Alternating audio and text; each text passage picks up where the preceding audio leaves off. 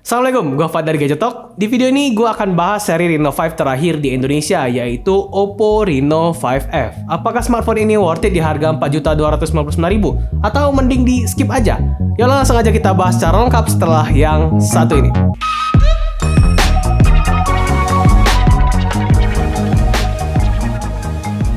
Kita mulai dari boxnya dulu. Gua suka dengan box dari Reno 5 series karena perpaduan warnanya keren, kalem, dan gak norak aja. Jadi masih keren lah kalau mau dijadiin pajangan di lemari.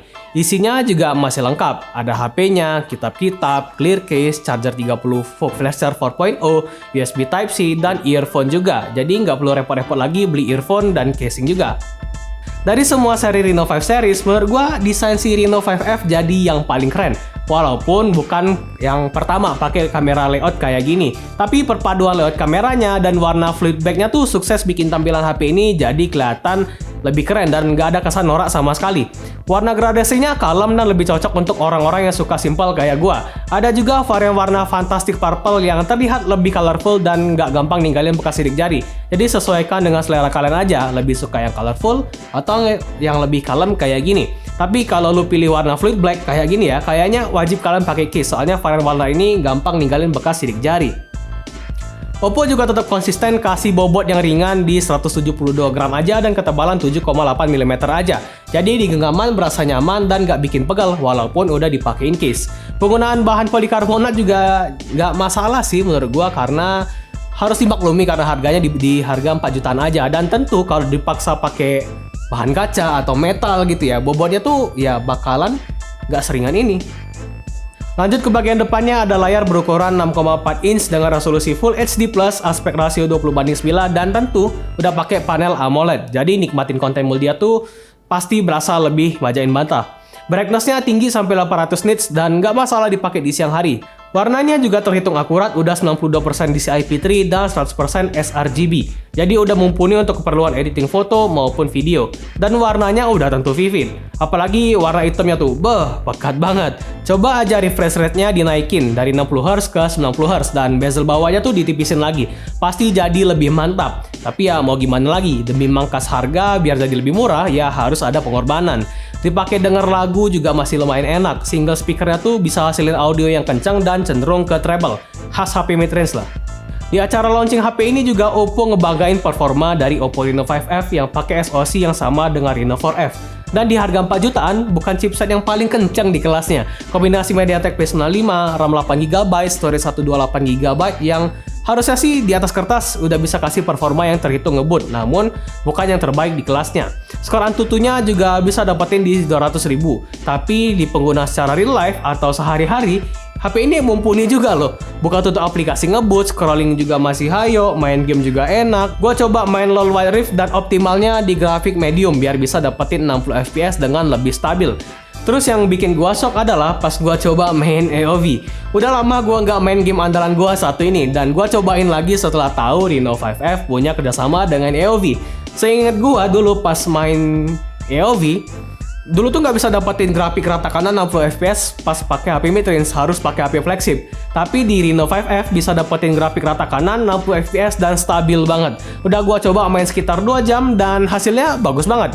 Frame rate-nya stabil, touch sensitivity-nya juga aman. Pas main game FPS juga gaya-nya juga aman dan suhu juga aman. Soalnya HP ini ternyata support multi cooling system dan itu nggak gimmick. Dipakai main game sekitar 2 jam, HP ini cuma anget-anget dikit doang dan nggak ada rasa panas. Jadi bisa disimpulkan kalau mau memandang sebuah HP nggak bisa dari SoC yang dipakai doang, tapi harus diperhatikan sektor-sektor lainnya juga. Contohnya software yang berperan sangat penting di user experience maupun performanya.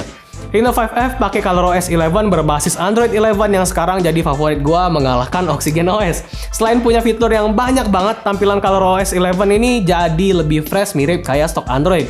Dan dikasih fitur kustomisasi yang komplit banget kayak custom ROM.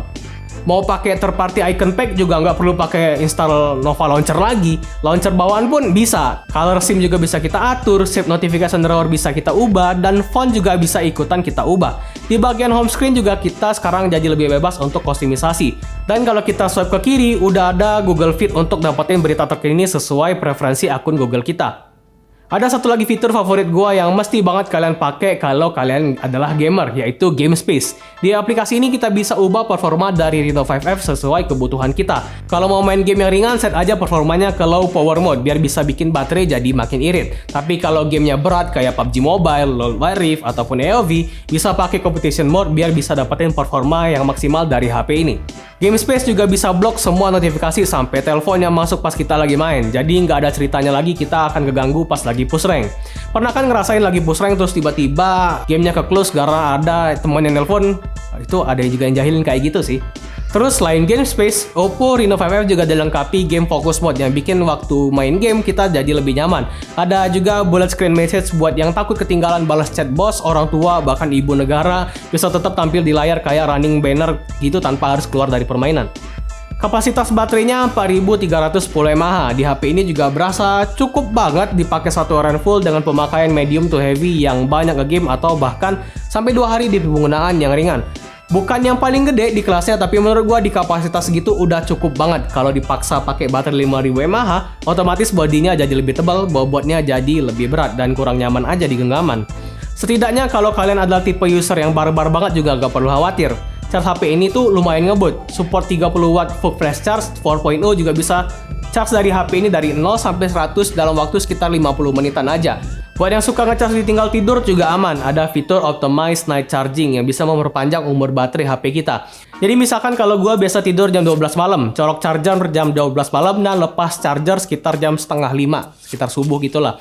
Nah nanti pada saat kondisi baterainya udah terisi 80%, chargingnya bakal otomatis stop dan bakal dilanjutin lagi sebelum jam biasa gua bangun. Jadi AI-nya ini bakalan nginget, oh si Farid biasa tidur jam segini dan bangun jam segini. Dan AI juga bakalan ngatur bagusnya HP ini di-charge dari jam berapa ke jam berapa dan dilanjutin lagi dari jam berapa ke jam berapa.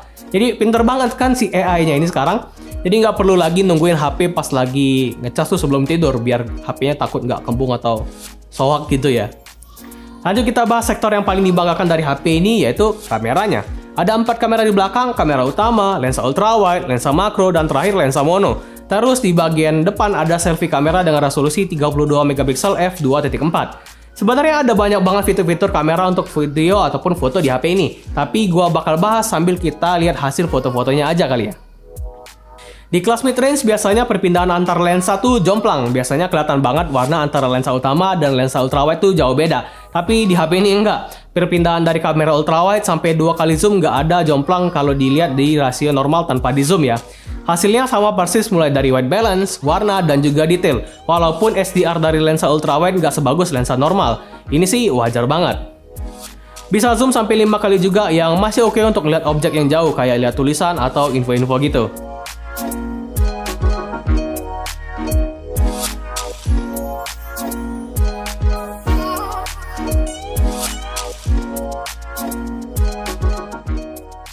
Di mode portraitnya bagus, lumayan rapi, processingnya yang dikasih mirip banget dengan flagship mereka si Oppo Find X2 Pro, tonnya dramatis, nggak overexpose di bagian highlight, tapi kalau dilihat di foto yang lain, ini malah natural, jadi kesannya yang dikasih di mode portrait tuh bakalan berubah di lain situasi dan tempat. Ada filter baru di mode portrait yaitu Dynamic Bokeh dan Neon Portrait. Kalau Dynamic Bokeh, hasil background belakangnya jadi motion blur. Efek kayak gini biasa disebut photo light trail. Nah, agak tricky kalau bikin hasil foto kayak gini di kamera manual. Kita harus set shutter speed rendah, terus panning, dan si objek juga harus ngikutin arah panning kamera, biar nggak ikut motion blur juga. Tapi di Reno 5F kita bisa langsung set efek dynamic bokeh terus jepret kayak biasa aja tanpa harus panning-panning lagi. Lalu kalau filter neon portrait, hasil backgroundnya jadi bokeh dengan efek bokeh lampu yang jadi bulat-bulat gini. Kamera depan juga bagus, kontrasnya kayak kamera belakang, HDR-nya oke karena nggak overexpose di bagian highlight, tapi ada bug nih di AI-nya yang nggak ngedetek objek manusia kalau lagi pakai masker hitam kayak gini. Dia langsung naikin exposure yang bikin terang banget, tapi kalau dilepas jadi dia normal lagi. Kemungkinan besar ini cuman bug software aja, jadi seharusnya bakalan diperbaiki di update software mendatang. Di malam hari harus banget pakai night mode biar hasil fotonya jadi lebih bagus, pencahayaan dari shadow dan highlight juga jadi lebih baik, terus nggak noise dan lebih detail. Overall, foto low light dengan night mode di kamera utamanya udah bisa banget dibilang bagus.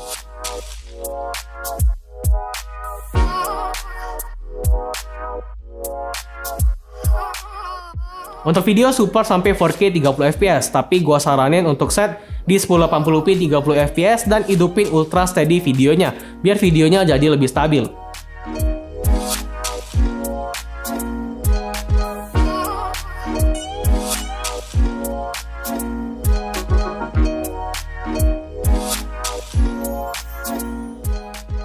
Perekaman video pakai Oppo Reno 5F di kamera depannya hanya mentok di resolusi 1080p 30 fps. Kamera depannya ini agak tricky dan kondisinya juga emang lagi mendung dan rada gelap, udah jam 5, hampir setengah 6, jadi wajar aja kalau kualitas videonya kayak gini. Jadi pas kita pakai masker, kameranya tuh langsung naikin exposure, shadow dinaikin semua, jadi gimana ya? Jadi kurang oke karena maskernya juga hitam, tapi pas dilepas tuh jadi aman lagi. Kita coba jalan.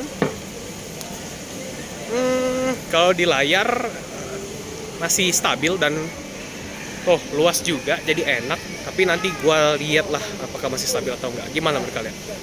Dual view video juga tetap ada. Jadi kalau misalkan gua mau sama Dayat mau tampil dalam satu frame, nah kayak gini bisa. Dan kalau misalkan kalian mau jadi reviewer juga bisa, kayak gua nih mau review teman gua nih.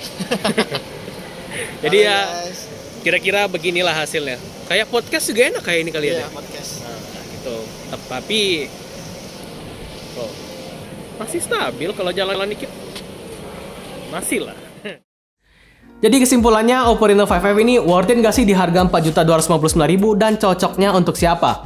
Well, menurut gua Reno 5F ini memang bukan ditunjukkan untuk tipe user yang lihat HP berdasarkan spesifikasi di atas kertas kayak tim mendang-mending ya.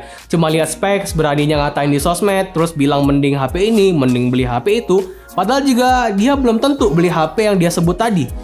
Reno 5F lebih cocok untuk anak-anak muda yang suka HP dengan desain dan fitur kekinian kayak gini. Kamera yang oke untuk foto ataupun video, kelebihan di semua sektor yang balance, dan lebih mementingkan user experience kayak gua.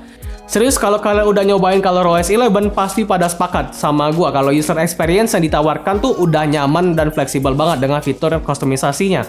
Percuma kan kalau kita pakai HP dengan spesifikasi tertinggi di kelasnya tapi nggak nawarin user experience yang nyaman dengan selera kita. Ya itu menurut gua sih, dan gimana menurut kalian? Oke, segitu aja video kali ini. Semoga bermanfaat buat teman-teman yang mau beli HP di harga 4 jutaan atau yang udah lirik Oppo Reno 5F tapi masih bingung beli atau enggak. Dan segitu aja video kali ini. Kalau misalkan kalian punya pertanyaan boleh banget komen di bawah, nanti kita bisa sharing bareng-bareng. Kalau kalian suka dengan video kita ataupun suka dengan channel kita, boleh banget like dan subscribe biar channel ini bisa makin berkembang. Dan ya, gua Farid. Bye.